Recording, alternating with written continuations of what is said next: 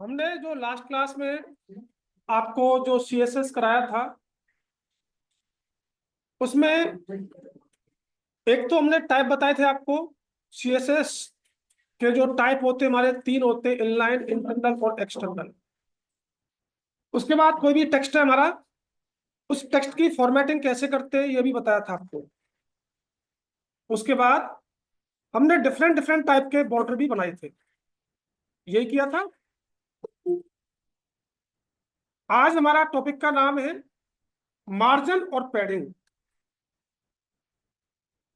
अगर हमें कोई भी हमारा ऑब्जेक्ट है, कोई भी हमारा एलिमेंट है, अगर उस एलिमेंट पर हमें मार्जिन और पैडिंग देना पड़े तो मार्जिन और पैडिंग कैसे लगाते हैं।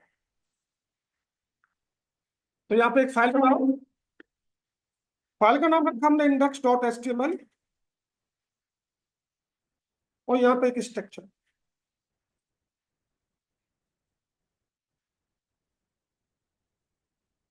बॉडी के अंदर मैंने एक h2 हेडिंग दी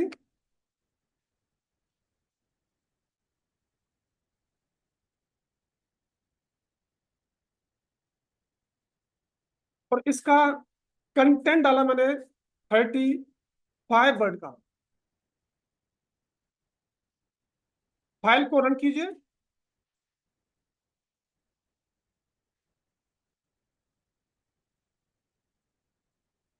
अब यहाँ पर हमारी स्टाइलिंग,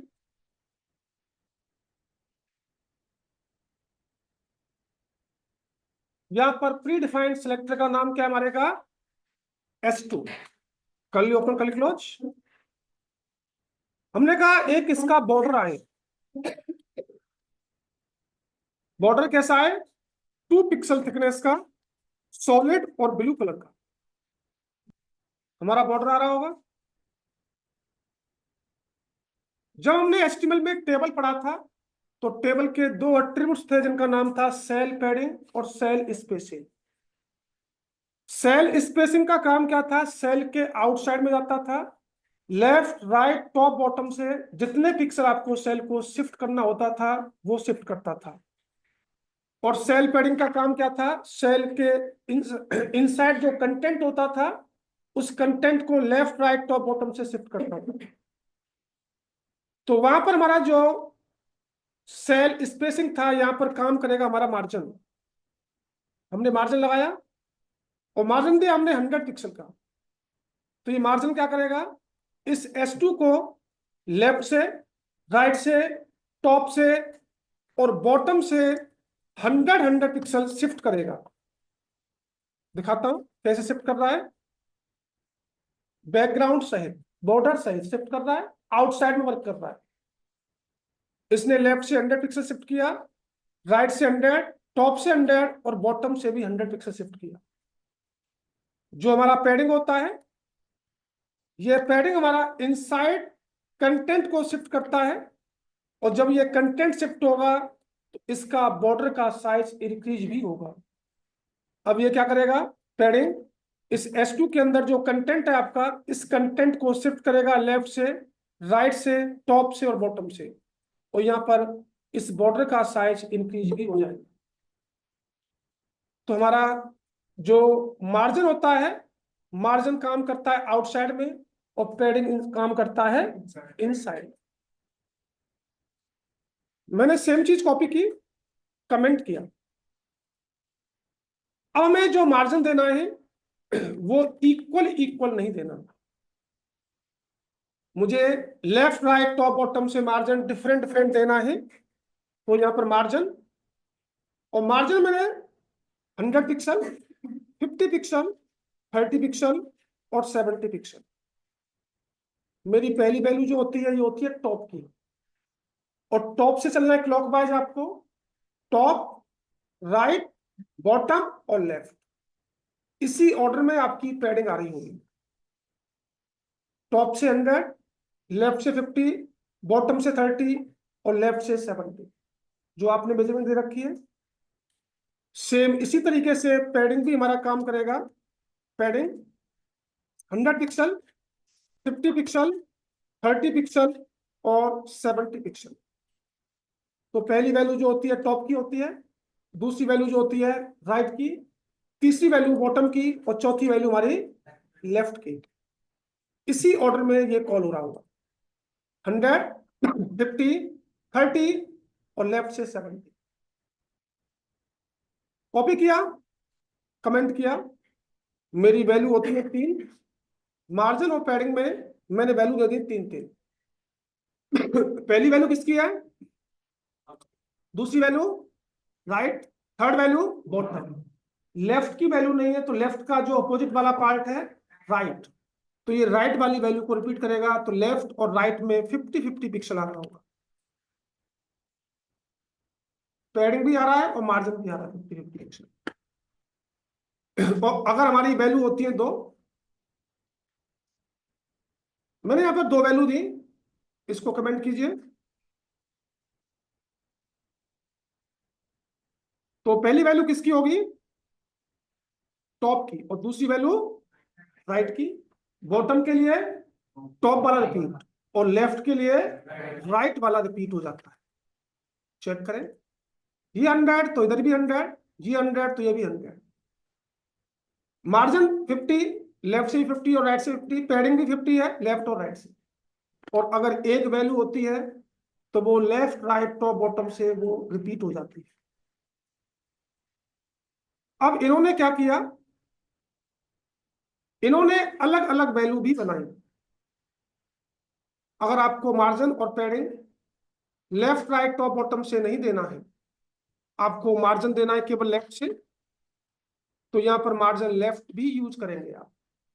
मैंने कहा 100 पिक्सल, अब मार्जिन केवल लेफ्ट से ही आ रहा होगा। Margin left, margin right, margin top और मार्जिन बॉटम, अलग अलग प्रॉपर्टी बना रखी है। सेम इसी तरीके से पैडिंग की भी है। मैंने कहा पैडिंग आनी चाहिए टॉप से 50 पिक्सल, तो केवल पैडिंग जो आ रही होगी टॉप से ही आएगी और कहीं से नहीं। इन्होंने अलग अलग प्रॉपर्टी भी बना रखी है। लिखना जी, क्या लिखना है। अब हमारा काम है यहां पर जो एचटीएमएल में हमने पढ़ा था इमेजेस, अगर हम यहाँ पर इमेजेस को यूज करते हैं तो उस पर किस टाइप से सीएसएस इंप्लीमेंट होगी ये देखते हैं। तो यहाँ पर एक फाइल बनाओ दूसरी, और हमें कुछ इमेजेस की नीड पड़ेगी। तो मैं कुछ इमेजेस को कॉपी करके आपके फोल्डर में डाल देता हूँ।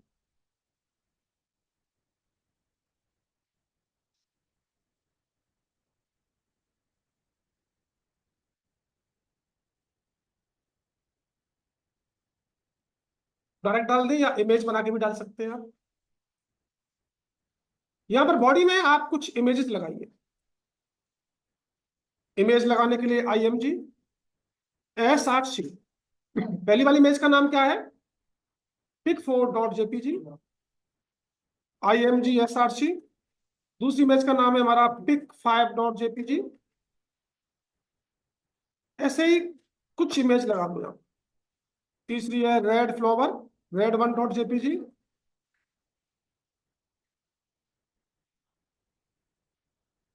red2.jpg, और एक और लगा दो, क्या नाम है, येलो वाली लगा। और इन्हीं इमेजों को मैंने यहां पर मल्टी टाइम्स कॉपी पेस्ट किया। ये सारी इमेज कैसे आ रही होंगी मेरी, इसमें कोई इमेज छोटी कोई इमेज बड़ी कुछ इस टाइप से आ रही है। ये रिपीट क्यों हो रही है, चलो कॉपी कर दिया। अब हमें, आपको मैंने एट्रीब्यूट्स बताए थे HTML में, आप चाहे तो यहाँ पर हाइट विड्थ से इसको सेट कर सकते हैं, लेकिन हमें यहाँ पर CSS को इंप्लीमेंट करना है, स्टाइल। और यहाँ पर प्री डिफाइंड सिलेक्टर का नाम क्या हमारा, IMG। हमने कहा इन सभी इमेजों की हाइट 200 पिक्सल, इन सारी इमेजों की विड्थ 30%। चेक करते हैं इसी हाइट विड्थ में सारी इमेज आई नहीं आई, बिल्कुल आ गई। थोड़ी विड्थ कम कर दो, 25% हमने विड्थ कर दी, और 270 इसकी हाइट कर दी। आ रही है जी। इनके बीच में स्पेसिंग देना है हमें, तो मैंने लगाया मार्जिन। स्पेसिंग के लिए मार्जिन बताया मैंने अभी, और मार्जिन कहा मैंने 25 पिक्सल का लेफ्ट राइट टॉप बॉटम से एक स्पेसिंग क्रिएट हुआ है। क्रिएट हुआ जी, थोड़ा सा और कीजिए, 35 कर देते हैं हम इसको। और इन सभी इमेजों का एक बॉर्डर भी दीजिए। मैंने सारी इमेजों का एक बॉर्डर भी दिया। बॉर्डर का मैंने 4 पिक्सल थिकनेस का सॉलिड और ब्लू कलर का ही आना चाहिए। सारी इमेजों पर एक बॉर्डर भी आ रहा है आपका, कोई दिक्कत? अब मैं इसमें बताने जा रहा हूं आपको सूडो क्लास, थोड़ा समझना ध्यान से। एक होता है हमारा सूडो क्लास और एक होता है हमारा सूडो एलिमेंट। PSEUDO ये नाम होता है सूडो का। PSEUDO सूडो क्लास ही बता रहा हूं पहले मैं। इसके बारे में एक लाइन लिखिएगा, मैं बोलता हूं। सूडो क्लास टॉपिक का नाम है। Pseudo class define Pseudo class define a special state of an element. Define a special state of an element. Space state of an element. इसका मतलब क्या हुआ? Pseudo class define a special state of an element. इसका मतलब क्या हुआ? हमेशा ध्यान रखना, जब कभी भी आपको सूडो क्लास लगानी है, आपको पहले यहां पर बताना पड़ेगा जी हमें कौन से सेलेक्टर पर सूडो क्लास को लगाना है। हमें लगाना है IMG पर। तो पहले आपको सिलेक्टर का नाम, सूडो क्लास के लिए हमेशा सिंगल कॉलन यूज होना है। सूडो क्लास के लिए सिंगल कॉलन यूज होना है। और यहाँ पे सूडो क्लास जो भी है आपकी, मेरी ये होवर, ये सूडो क्लास है। इसका मतलब क्या हुआ कि जब आप इस IMG पर होवर करते हैं, माउस ले जाते हैं, तब क्या इफेक्ट चाहते हैं आप, वो आपको यहाँ पर प्रॉपर्टी देनी होगी कर्ली ओपन कर्ली क्लोज में। मैंने कहा भाई इसका जो बॉर्डर है 4 पिक्सल का है, ये डॉटेड में कन्वर्ट हो, और इसका कलर जो ब्लू है वो ग्रीन आना चाहिए। ये हमारी एक सूडो क्लास है। इनमें से जिस किसी भी इमेज पर आप माउस ले जाएंगे, होवर करेंगे, तो ये वाला इफेक्ट आ रहा होगा। अभी हमने यही पढ़ा है तो यही बता सकता हूं। अभी चेक कीजिए, आ रहा है जी। तो सूडो क्लास में क्या लगाया? स्पेशल स्टेट ऑफ एलिमेंट, मतलब उसी एलिमेंट का एक स्पेशल इफेक्ट आ रहा है। एलिमेंट वही हमारा, उसी एलिमेंट का एक स्पेशल इफेक्ट आ रहा है हमारे एलिमेंट पर। ये होती है सूडो क्लास। एक होता है सूडो एलिमेंट, लिखा जी सूडो एलिमेंट को भी।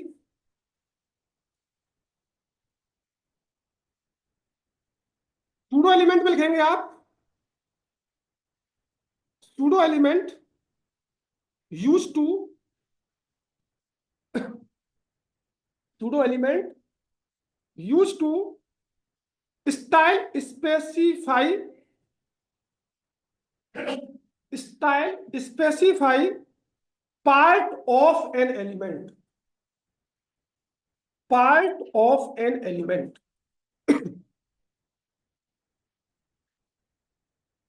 इसका मतलब क्या हुआ? इसका मतलब यह हुआ, अब मैंने यहां पर एक S2 दिया हुआ है, देख रहे हैं मेरा S2 यहां पे आ रहा है ये ना, और मैंने इस P को स्मॉल में ही कर दिया। अब मुझे इस S2 के इस फर्स्ट वाले करेक्टर पर ही कुछ इफेक्ट देना है, तो यहां पर मुझे क्या लगाना पड़ेगा? Pseudo element. तो जब कभी भी सूडो एलिमेंट लगाना है तो पहले बताना पड़ेगा कौन से सेलेक्टर पर लगना है। क्या नाम है सेलेक्टर का? और सूडो एलिमेंट के लिए डबल कॉलन का यूज करते हैं हमेशा। सूडो क्लास के लिए सिंगल कॉलन और सूडो एलिमेंट के लिए डबल कॉलन। और यहां पर सूडो एलिमेंट का नाम है फर्स्ट लेटर। किसका फर्स्ट लेटर? H2 का। क्या करना है? हमने कहा इसका फॉन्ट का साइज 80 पिक्सल का। हमने कहा फॉन्ट का कलर रेड। हमने कहा टेक्स्ट ट्रांसफॉर्म अपर केस। ये तीनों प्रॉपर्टी किस पे इंप्लीमेंट होंगी? केवल और केवल H2 के फर्स्ट वाले करेक्टर पर, फर्स्ट वाले लेटर। तो क्या बताया मैंने? स्पेसिफाई पार्ट ऑफ एलिमेंट, उसी पार्ट का एलिमेंट है, मतलब उस पर स्टाइलिंग इंप्लीमेंट हो रही है, उसी एलिमेंट का एक पार्ट हो गया क्या? First letter. उसी एलिमेंट का पार्ट हो गया। दोनों में यही अंतर होता है। मतलब इसमें तो उस एलिमेंट पर ही इफेक्ट आएगा और इस पर उस एलिमेंट का कोई पार्ट होगा, उस पर इफेक्ट आएगा। तो जब कभी भी सूडो क्लास लगानी है तो सिंगल कॉलन का यूज करेंगे, सूडो एलिमेंट लगाना है तो डबल कॉलन का यूज करेंगे। अब यहां पर मैंने कुछ कंटेंट और डाला।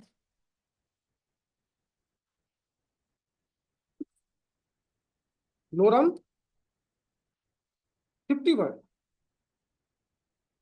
अब ये जो इंक्रीज हो रहा है पैराग्राफ, जो इस हेडिंग का पहला करेक्टर ऊपर की तरफ इंक्रीज हो रहा है, मुझे ऊपर इंक्रीज नहीं करना है, मुझे डाउन में इंक्रीज करना है इसको। मुझे कितनी लाइनों में लाना है इस पी को? तो यहां पर एक प्रॉपर्टी है जिसका नाम है इनिशियल लेटर। मैंने कहा जी 3 लाइन में आ जाइए। अब ये अप न बढ़ के ये डाउन बढ़ेगा। अब ये 3 लाइन में आ रहा होगा, 3 लाइन में आ रहा है डाउन में। और अगर मैं करता हूं 2 तो ये 2 लाइन में आएगा। इस पे डिपेंड होगा ये। 2 लाइन में आ रहा है। अगर मैं करता हूं 4 तो ये चारों लाइन में आएगा। चारों में आ रहा है। तो यहां पर यही सूडो क्लास और सूडो एलिमेंट है। आपने इसके बाद एस्टिमेट में पढ़ा था लिस्ट। आइए चलते लिस्ट की तरफ। यहां पर एक फाइल और बनाएं।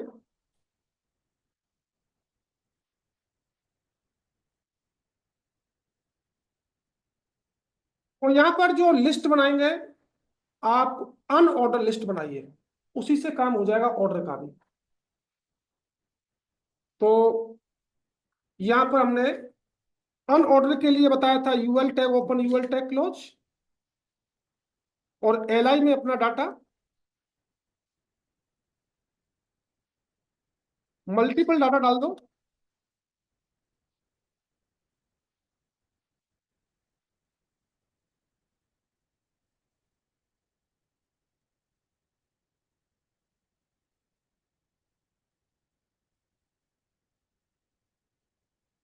आपको पता होगा जब यूएल के अंदर आप कोई भी लिस्ट लगाते हैं तो उसके सामने बुलेट्स आती हैं, जिनको डिस्क बोला गया है वहां पर। हमें यहां पर ये बुलेट्स नहीं चाहिए। बुलेट्स किससे आ रही हैं? यूएल से आ रही है। तो यहां पर स्टाइल, हमने कहा जो यूएल है इसकी जो लिस्ट की स्टाइलिंग है वहां पर हमें सर्कल चाहिए। अब वहां पर सर्कल आ रहा होगा। हमें यहां पर सर्कल भी नहीं चाहिए, हमें यहां पर एक नंबर चाहिए। तो यहां पे डेसिमल लिखा मैंने। डेसिमल नंबर आगे 1 2 3 4 5। आप चाहें तो इसके अंदर कुछ आइकन भी होते हैं, आइकन को भी उठा सकते हैं आप चाहें तो।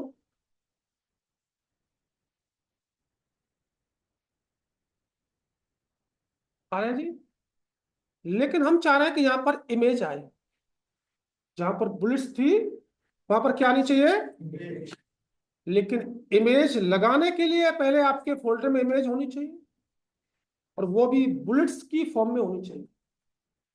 तो मैं इनमें से किसी एक इमेज को छोटा कर लेता हूं। तो किसको कर लूँ, इसी को कर लूँ, येलो वाली को। अगर आपको छोटी इमेज करनी है तो आपको इसको पेंट में ओपन कीजिए, अभी हमारे पास फोटोशॉप तो है नहीं। रीसाइज पे जाइए, पिक्सल पे जाइए, और इसको बना देता हूँ मैं 15 बाई 15 का।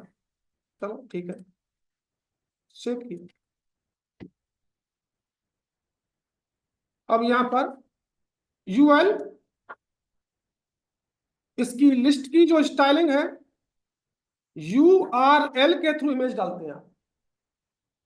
इमेज का नाम क्या है, सिंगल कोट में येलो 1.jpeg, यही है। तो जहां पर आपकी बुलेट्स थी वहां पर आपकी इमेज आ चुकी होगी।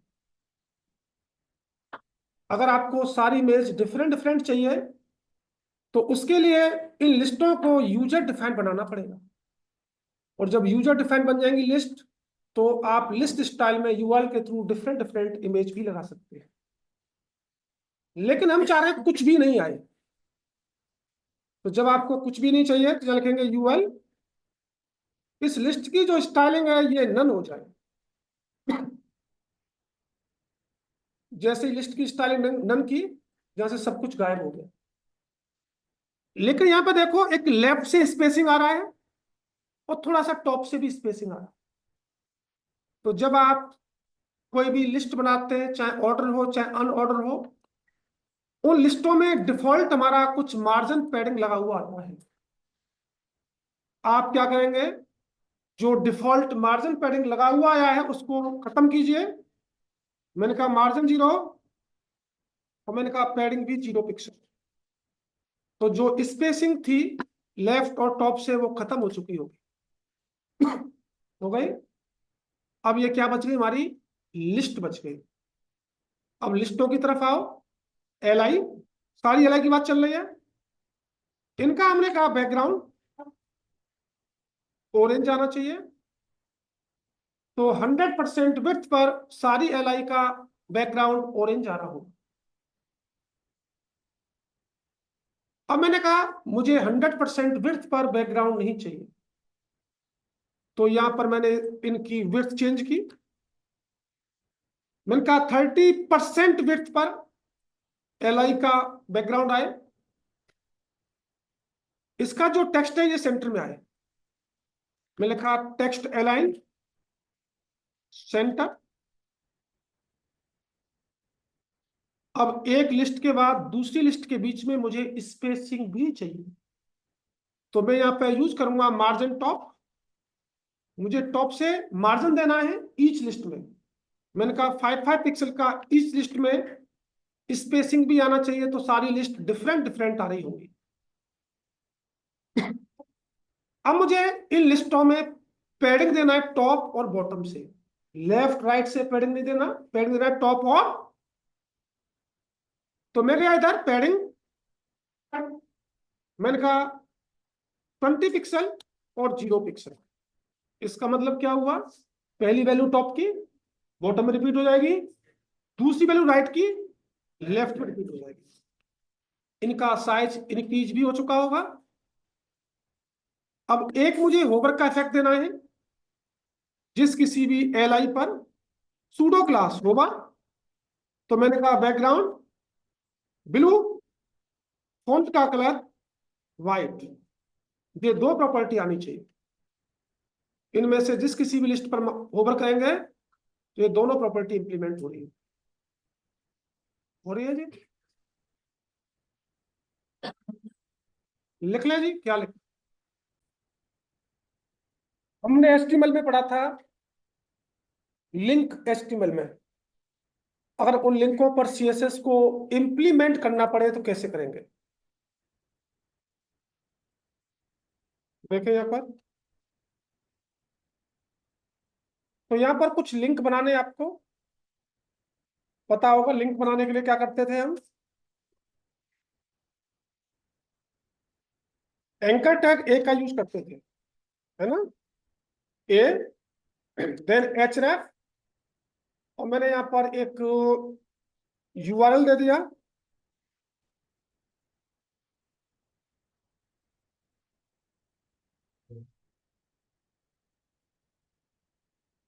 और यहाँ पर इसका नाम कर दिया होम सपोज कीजिए। न्यू टैब में खोलना है तो हम लगाते थे टारगेट ब्लैंक। इसी तरीके से मैंने यहाँ पे कुछ लिंक दिए,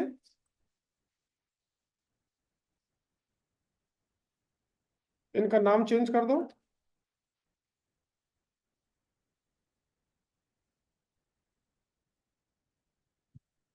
यहाँ पे कर दिया ABC, यहाँ पे कर दिया आज तक, यहाँ पे कर दिया गूगल। ठीक है जी। आपको पता होगा जब आप लिंक बनाते हैं तो लिंक की पहचान है कि उसका फॉन्ट का कलर ब्लू आता है और नीचे अंडरलाइन, और ये एक ही लाइन में लिंक आते हैं सारे। तो यहां पर हमारा प्री डिफाइंड सेलेक्टर कौन सा है? ए। और सबसे पहला काम है कि हमें इस अंडरलाइन को रिमूव करना। तो कल हमने बताया था अंडरलाइन लाने के लिए क्या करते थे? Text decoration underline. यह लिखेंगे टेक्स्ट डेकोरेशन, जो अंडरलाइन है उसको नन कर दो। जैसे नन किया तो यहां से अंडरलाइन रिमूव हो चुकी होगी। इसका एक बैकग्राउंड कलर दीजिए। हमने बैकग्राउंड कलर दिया ऑरेंज। इसको थोड़ा बड़ा कीजिए तो हमें पैडिंग देना पड़ेगा। पैडिंग दिया मैंने लेफ्ट से 15 पिक्सल और टॉप से 12 पिक्सल, बॉटम से भी 15 और लेफ्ट से भी 12। इसका बॉक्स का साइज थोड़ा इंक्रीज हुआ होगा। अब हमें एक लिंक के बाद दूसरे लिंक के बीच में स्पेस देना है। मैंने यहां मार्जिन दिया, और मार्जिन दिया मैंने 50 पिक्सल। अब यहां पर मार्जिन की एक कंडीशन होती है, सुनिएगा। अगर आपका ऑब्जेक्ट एक लाइन में है तो वहां पर जो मार्जिन काम करेगा वो केवल लेफ्ट और राइट से काम करता है, टॉप बॉटम से काम नहीं करता है। कौन सी कंडीशन में? जब आपका ऑब्जेक्ट एक लाइन में होता है। तो बाय डिफॉल्ट यहाँ पर लिंक जो हमारे एक लाइन में है, तो अगर ये डिफॉल्ट अलग अलग लाइन में होते हैं तो हमारा margin left right top bottom से काम करता है। अगर ये एक लाइन में ऑब्जेक्ट है आपका, तो हमारा जो मार्जिन होगा वो केवल लेफ्ट और राइट से ही काम करेगा, टॉप बॉटम से वर्क नहीं करता है। करता है जी। अब यहां पर मैं कुछ सूडो क्लास यूज करने जा रहा हूं। ए। आपको पता होगा जब आप लिंक बनाते हैं उसका फॉन्ट का कलर ब्लू आता है, क्लिक करते हैं रेड आता है, और जब विजिट कर जाते हैं तो उसका कलर पर्पल हो जाता है। ये होते हैं। मुझे ये तीनों कलर चेंज करने हैं CSS की हेल्प से। तो यहां पर मुझे सूडो क्लास यूज करनी पड़ेगी। ए कॉलन लिंक। जितने भी लिंक है इनका फॉन्ट का कलर जो ब्लू आ रहा है वो ब्लू ना आकर वो एक्वा आना चाहिए। इन तीनों का आ रहा होगा। इसका क्यों नहीं आया? क्योंकि हम इस पर विजिट कर चुके हैं। उसके बाद ए कॉलन विजिटेड। जिस जिस लिंक पर हम विजिट कर चुके हैं उसका फॉन्ट का कलर आना चाहिए येलो ग्रीन। अब एक पर विजिट किए, इसका येलो ग्रीन आना चाहिए। येलो ग्रीन बन गया, दिखाई दे रहा है? या दूसरा चेंज करूं? रेड कर दो। इसका रेड आ रहा हो। और जब हम क्लिक करके रखते थे तो रेड आता था, उसको भी चेंज करना है। ए कॉलन एक्टिव। सूडो क्लास का नाम है एक्टिव। तो जो फोन का कलर रेड आता था वो रेड ना आकर वो आना चाहिए ब्लैक। चेक कर ले जी। ब्लैक हुआ। अगर इस पे विजिट कर जाएंगे, इसका भी हमारा कैसा आ जाएगा? रेड ही आना। एक होवर का इफेक्ट। जब मैं ए पर होवर करता हूं, इसका बैकग्राउंड पर्पल, फॉन्ट का कलर व्हाइट आना चाहिए। चेक कर ले।